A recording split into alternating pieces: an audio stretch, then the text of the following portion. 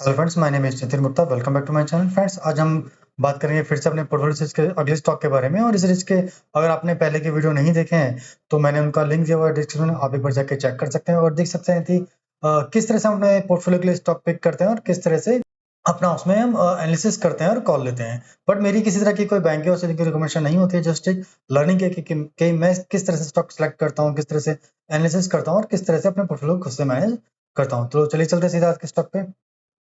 आज की जो कंपनी है रूट मोबाइल लिमिटेड कंपनी है। तो पढ़ लेते हैं बेसिकली ये कंपनी करती क्या है।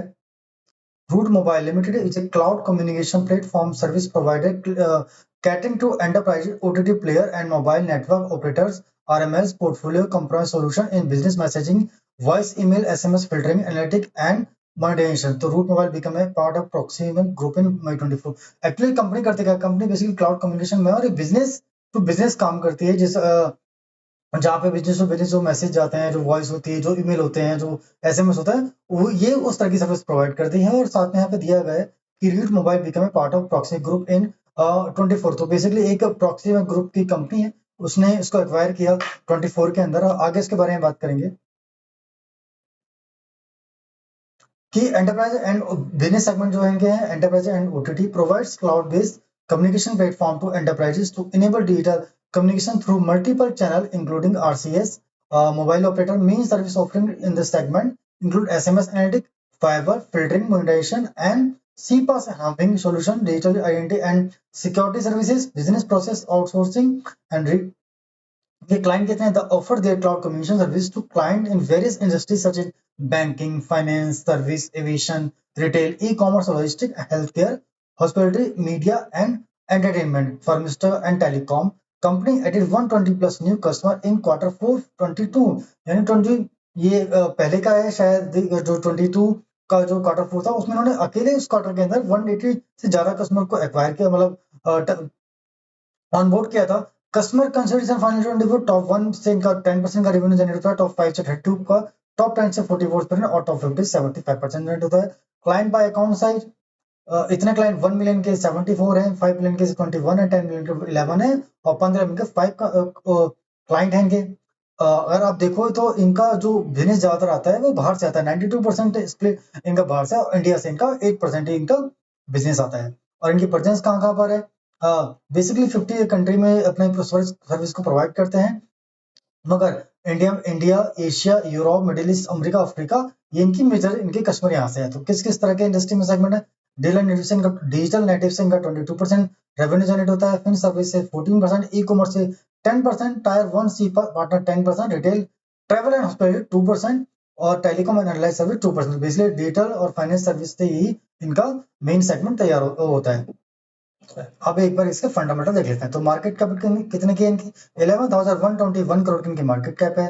स्टॉक भी 32.0 का है, आरओसी 20.6 है और लास्ट 12 में का जो प्रॉफिट है 389 का है। प्रमोटर होल्डिंग 83.1 है, इंडस्ट्री भी 36.7 है, करंट प्राइस 1772 का है, बुक वैल्यू 342 की है, आरओई 18.2 है। पैकिंग कोई है नहीं और हाई प्राइस ऑल टाइम 2389 का है, और जो 52 की लो बनाया था 1386 का बनाया था, हाई 1942 का बनाया था। डिविडेंड कंपनी थोड़ा बहुत पे करती है, फेस वैल्यू 10 का है, डेट इक्विटी 0.18 है जो कि मैनेजेबल नजर आती है। अब इनका क्वार्टरली रिजल्ट देख लेते हैं। तो जून के इन्होंने रिजल्ट पोस्ट करती है तो 967 से बढ़कर इनकी जो सेल हो गई 1103 की हो गई है, और जो नेट प्रॉफिट है 92 करोड़ से बढ़कर एक्चुअली में बढ़ा नहीं, 81 है। इसका सिंपल सा रीजन जो नजर आता है वो यही है कि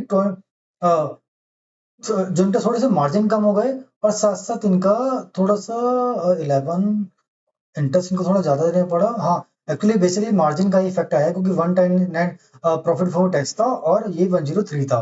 तो ऑलमोस्ट हम कह सकते हैं सेल्स की फ्लैट रही। और अगर उससे पहले के क्वार्टर में आप देखोगे तो 1017 की इनकी सेल थी जो मार्च में 109 से, और जो नेट प्रॉफिट था वो भी लगा था। 2 क्वार्टर से इनका नेट प्रॉफिट कम आ रहा है, इसी वजह से स्टॉक भी प्रेशर में रहा होगा जरूर।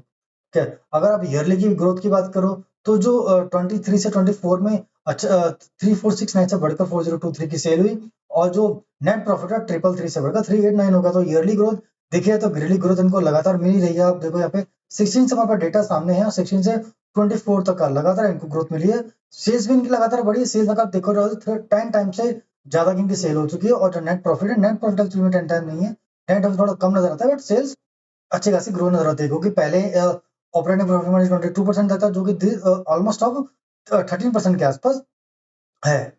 बैलेंस शीट की बात करो तो 63 इक्विटी कैपिटल इनके पास खुद का है, रिजर्व इनके पास 2087 का है, बोरिंग 378 का है, और 944 की लाइबिलिटी इधर है, 923 का फिक्स एसेट है, जीरो और सीरियल अभी कुछ है नहीं, और इन्वेस्टमेंट 15 का है। तो बोरिंग बहुत ज्यादा मैनेजर बन जाती है, बोरिंग बहुत ज्यादा नहीं है।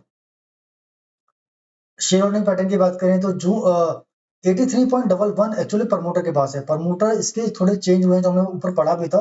प्रमोटर इसके प्रोफेशनल ऑप्शनल ग्रुप है, जिन्होंने 83.11 के सारे लिए बेसिकली इन्होंने यहाँ से हिस्सेदारी प्रमोटर से ली होगी। साथ साथ इनके जो बड़े प्लेयर होंगे, अगर हम यहाँ पे नजर आए तो यहाँ देखो एफआई की यहाँ पे भी कम हुई है 10% ऑलमोस्ट, और यहाँ पे डीआई से भी हम जो नॉर्मल पब्लिक में भी जो बड़े होल्डर है वहां से भी हिस्सेदारी गई है। तो आप हम कह सकते हैं कि इस टाइम पे जो 10% जनरल पब्लिक के पास है, बाकी 90% स्ट्रॉन्ग हैंड में है। तो बहुत अच्छी बात है। अब एक बार पढ़ लेते हैं जो ग्रुप है ना, ये बेसिकली कौन सा ग्रुप है, ये इंटरनेशनल कंपनी है क्या? एक बार इसको सर्च मारते हैं।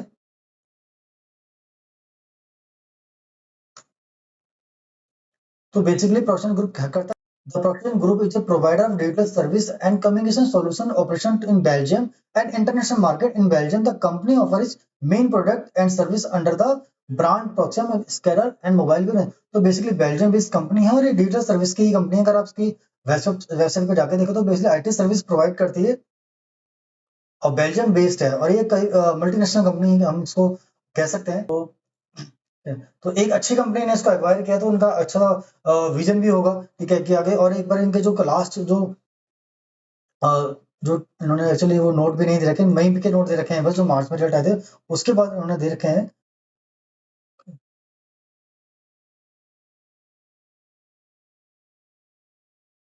इन्होंने डील के बारे में बताया, deal is expected to close soon, जो कि क्लोज सून हो गई। Intention to Proximus net to not to take Route Mobile private still stand. तो बेसिकली जो ये बोल रहे हैं कि भाई जो नाम रहेगा, जो ब्रांड रहेगा, वो रूट मोबाइल से ही चलेगा। प्रोक्सिम अपना नाम इसमें ऐड नहीं करेगा। The 1 billion revenue target is intact and the management is working towards achieving it. तो 1 बिलियन रेवेन्यू का इनका टारगेट है।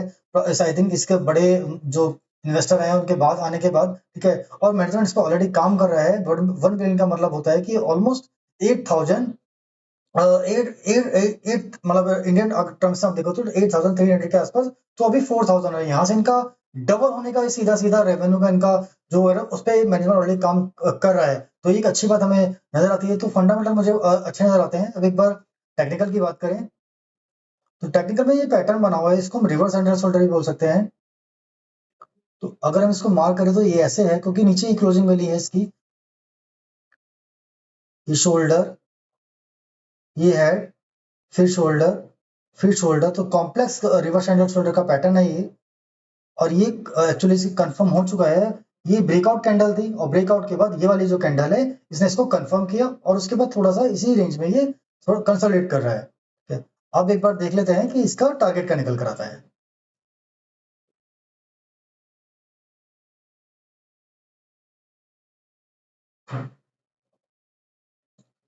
36.52% का टारगेट निकल कर आता है। जो लास्ट क्लोजिंग हमें मिली है वहां से अगर हम चेक करें,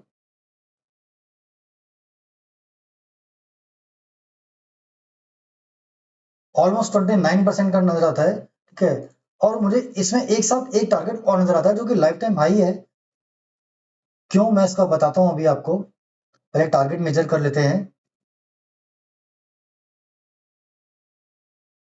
ये टारगेट है ऑलमोस्ट 35%, जो कि मतलब हमारे टेक्निकल टारगेट से बहुत ज्यादा दूर नहीं है। ये जो उन्होंने हाई बनाया था ना, ये 21 का हाई है। जब 21 की जो रैली चल रही थी उसके बाद हाई है। और उसके बाद कंपनी क्या कहते हैं जो फेस था वो काफी, मतलब क्या कहते हैं उसके बाद जो पूरी मार्केट में ओवरऑल सेंटीमेंट खराब था, इसके स्टॉक नीचे भी आया। सारे स्टॉक नीचे थे, ये नहीं सारे स्टॉक नीचे थे। उसके बाद जो लास्ट दो क्वार्टर है वो भी इनके अच्छे नहीं रहे। तो इस वजह से स्टॉक क्या कहते हैं एक रेंज में काफी टाइम तक घूम गया। ये 2022 की रेंज है, और इसने इसको ब्रेकआउट किया है। ऑलमोस्ट 2 साल के बाद इसका ब्रेकआउट किया है। तो एक बार देख लेते हैं फंडामेंटल में दो किससे क्या चेंज हुआ है। तो 21 में जो इनके जो सेल्स हुआ करती थी 1406 की थी, जो बढ़कर 4159 की हो गई है। ऑलमोस्ट थ्री टाइम के नियर हो गई है सेल्स। और जो नेट प्रॉफिट था ना वो 133 का था, जो बढ़कर अब आप देखोगे तो 378 का, यानी हम कह सकते हैं 3 टाइम से ज्यादा सेल भी और नेट प्रॉफिट भी। अब अगर यहाँ तक भी हम ये इस नेट प्रॉफिट के बाद अगर यहाँ तक भी नहीं आएगा, तो मतलब इसमें कोई डाउट नजर आता है, मुझे कोई डाउट नहीं रहता कि यहाँ तक नहीं पहुंचेगा, बिल्कुल पहुंचेगा, कोई नया हाई भी बनाएगा। हम नए हाई की बात नहीं कर रहे हैं क्योंकि हमें नहीं पता कि ये किस तरह से आगे पैटर्न बनाएगा। हाँ, न्यू हाई बनाने से पहले अगर ये वाला जो पैटर्न है अगर यहाँ पे आके रुकता है और पैटर्न बनाता है तो हम नया टारगेट निकाल लेंगे। फिलहाल जो मुझे टारगेट नजर आता है, मुझे 2 टारगेट नजर आते हैं, एक ये और एक ये। तो मैं शायद इसी वाले के लिए प्ले करूंगा जो 35.47% का टारगेट है। मुझे उसमें कोई डाउट नहीं है बेस्ड ऑन फंडामेंटल। ठीक है, आप एक बार खुद से दोबारा एनालिसिस करते हैं, चीजों को समझ सकते हैं कि किस तरह से कंपनी ने लास्ट 2 साल में अपने सेल्स को और नेट प्रॉफिट को 3 टाइम्स कर लिया। और यहाँ से जो मैनेजमेंट की जो लास्ट कॉल हुई थी उसमें उन्होंने बोला भी है कि वो क्या कहते हैं 1 बिलियन यानी ये यहाँ से जो रेवेन्यू है ना इनका उसको डबल करने पे काम ऑलरेडी कर रहे हैं। ठीक है, जब रेवेन्यू डबल होगा ना तो बहुत सारे खर्चे, जब सेल्स बढ़ते हैं तो बहुत सारे खर्चे जो होते हैं एक्सपेंस होते हैं वो सेम ही होते हैं। रेवेन्यू बढ़ने से नेट प्रॉफिट बढ़ता है, क्या कहते हैं खर्चा नहीं बढ़ता है। ठीक है, तो यहाँ से मुझे नजर नहीं आता ये क्या कहते हैं अगर नया कोई पैटर्न बनाएगा उसके बेस पे कोई रिजल्ट निकलेगा, टारगेट निकलेगा, तो शायद इसमें होल्डिंग हमारी एज इट इज हम उसको क्या कहते हैं होल्ड कर सकते हैं। बट अभी करंट जो सिनेरियो बनता है उसमें जो मेरा मेरा जो पॉइंट ऑफ व्यू रहेगा, मेरा ये रहेगा जो हाईएस्ट जो इसका लाइफ टाइम हाई भी बनाया था ना वहां तक जो 35% का पोटेंशियल गेन नजर आता है वहां तक मैं इसको कम से कम होल्ड करूंगा क्योंकि मुझे फंडामेंटल उतने स्ट्रॉन्ग नजर आते हैं। ठीक है, इसमें कोई डाउट मुझे नजर नहीं आता। आप एक बार खुद से भी रिसर्च करेंगे, खुद से भी देखेंगे चीजों को और फिर मेरे कहने से नहीं अपने अंडरस्टैंडिंग के अकॉर्डिंग कॉल लेंगे या फिर किसी भी साइबरिस्टर की जो रिसर्च एनालिस्ट होता है उनकी हेल्प भी ले सकते हैं। मेरे कहने से आपको चीज़ों को सिर्फ समझेंगे। अगर आपको मेरी वीडियो अच्छी लगती है तो प्लीज़ लाइक कीजिए, सब्सक्राइब कीजिए। मैं आपके लिए वीडियो चलाते रहूँगा। आज के लिए इतना ही। धन्यवाद। जय हिंद।